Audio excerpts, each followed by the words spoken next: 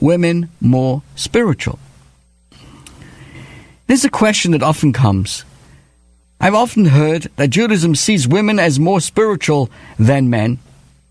This is supposed to explain why men have more religious obligations than women. Men need these things to become closer to God. Women are there already. But do we really? Is this not just, this is the question many people ask, is this not just simply patronizing a way to avoid the issue? Is it not just patronizing, this issue on the different gender roles in Judaism? So I want to share with you some insight on this very important subject. And I want to thank all those who are posting their comments, Jonathan Wolf and many others, on this subject today. And you can go to our Facebook Live to see all those posts, and I appreciate that, and everybody listening on the radio around the world. You see, in reference to this question, I remember as a child being told that women and men are equal.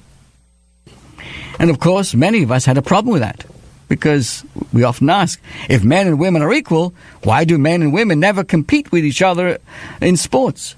You never see a man playing against a woman in tennis, or women's soccer teams facing men's, or a mixed gender 100-meter sprint. If we're all equal, why can't we compete together? And many times the answer that I received and many others received was not quite satisfying. Oh, men are on average stronger physically than women. It would not be fair for them to compete against each other in sports which require bodily strength, because men would always win. But in every other way, men and women are equal. Well, I didn't quite, like that answer. If men are superior to women in physical strength, but equal in everything else, then men and women are not equal. Men have an edge, unless there's some other area of human endeavor in which women are superior. So, we're not equal. And of course, this bothers all of us until, as you get older, my friends, and you're willing to keep your mind open and not just sit with the same crazy ideas that you think you know, but are willing to listen. I looked into this, of course, and discovered what is Judaism's true attitude to women. Are you ready for this, my friends? I hope you're sitting down. Please, I'm asking all the engineers and everybody in the studio, please sit down. Women are more soulful than men. You see, while men may excel in physical prowess, women are far ahead when it comes to spiritual strength. Women are more sensitive to the matters of the soul, more receptive to ideas of faith, more drawn to the divine than the men. The feminine soul has an openness to the abstract and a grasp of the intangible than the male soul that can only yearn for this. That is why, all the way back, God says to Abraham, he was the first Jewish man, whatever Sarah, your wife, tells you, listen to her. So men have stronger bodies, women have stronger soul voices. She was a greater prophet. Her soul was more intuitive than Abraham's. So when I learnt this idea, it suddenly all made sense. There's indeed a balance between men and women. Men have stronger bodies, women have stronger souls. Of course there are exceptions. Some women can beat any guy in arm wrestle. Some women are spiritually attuned than the women around them. But for the most part, men have bigger muscles, women have deeper feelings. The Torah gives men more physical mitzvahs to tame the body and give the soul extra power. Women don't need this help, because although men can jump higher in the air, guess what? Women can reach higher into the heavens. So let me share with you some instances of Jewish women who teach us life-changing lessons. I want to say hello to Devorah Hazelwood. Thank you so much. And to everybody watching us. Yes, dear friends, we're on Facebook Live. If you join us on the radio, you can go to Facebook and put my name in, Rabbi Pearl, and watch us live in the studio. So here are some instances of how Jewish women are teaching us guys, and all of us, of course, life life-changing lessons. Let's take a look at this idea. Growing up, my favorite time of the week was when my dear mother lit the Shabbos candles. Bathed in the glow of light, I loved to watch my mother's face as she waved her hands over the candlesticks that she'd inherited from her grandmother. It was a powerful reminder that we are part of a Jewish chain going back thousands of years, connected to generations of Jewish women before us. Those moments were special in another sense as well. You see, this was a special moment that showing us the power of the light and the holiness. And these moments of lighting candles seem to defy any, beyond such holiness. You see, I just love that moment of ushering in the Shabbos into our home. What a powerful. You see, it as a child and then grew on us, the significance. And then, Baruch Hashem, when we got married, and then your spouse, your dear wife, lights those Shabbos candles, and you watch carefully, boy, you come out differently. What a life-changing moment. Years later, how important as it grows, how central lighting Shabbos candles are, performed by the Jewish women. If you're married, you light 2 candles. If you're single, you light a single candle. Because it represents the pinnacle, what it means to be a spiritual being. Can you imagine, after a long week of work and challenges, the last thing a Jewish woman and a Jewish girl does before the Shabbos begins is to usher in the light.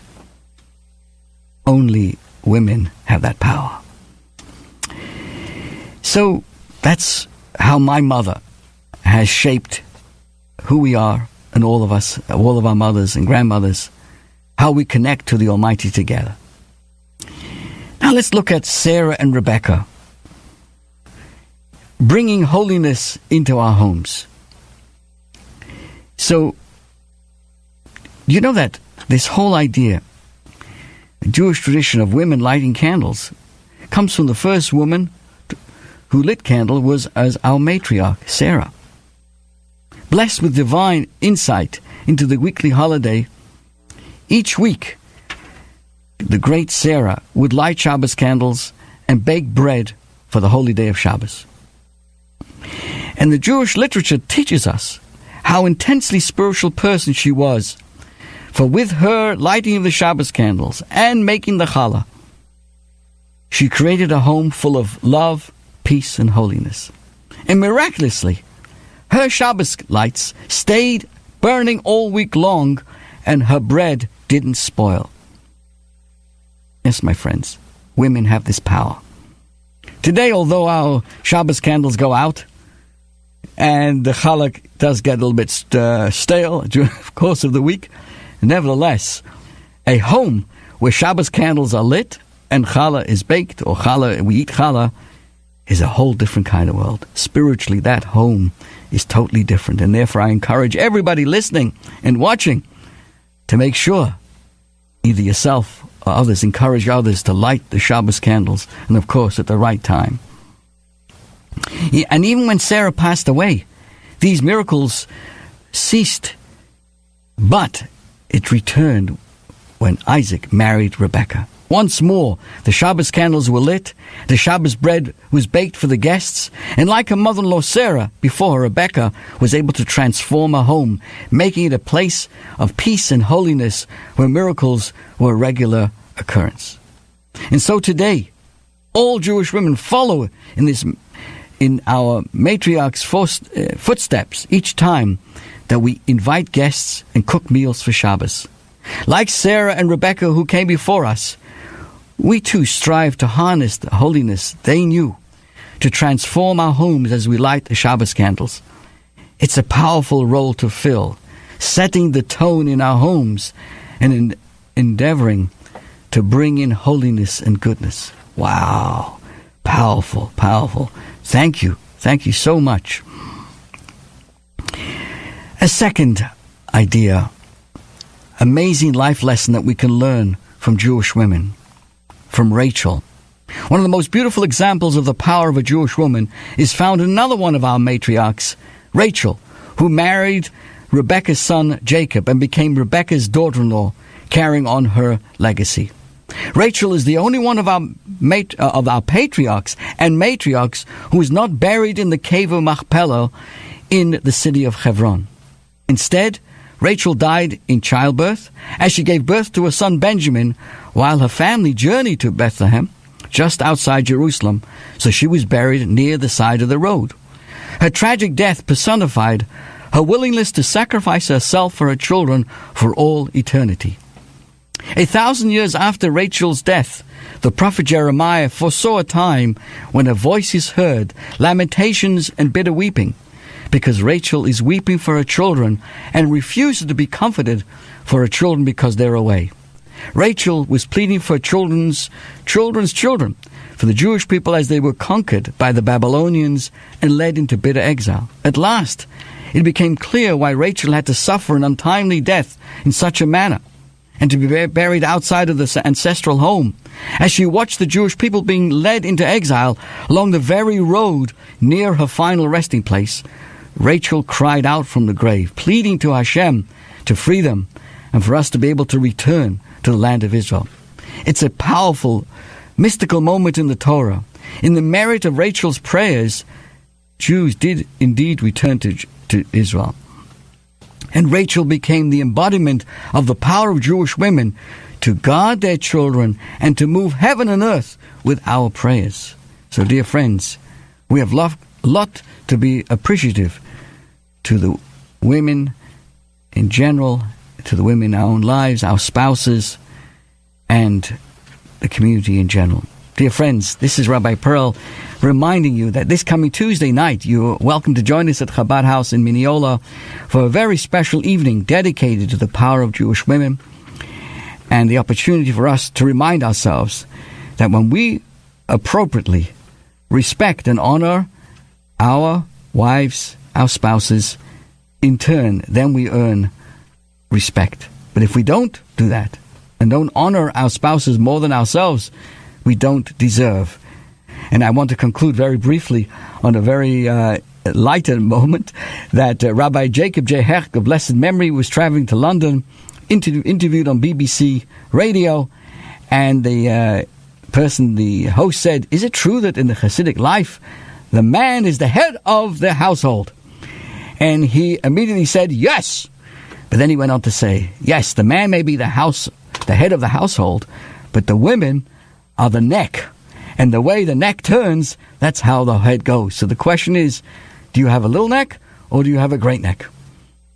Thank you. Rabbi Pearl, thank you for joining us. Have a great week. Stay well. Stay all the blessings in the world.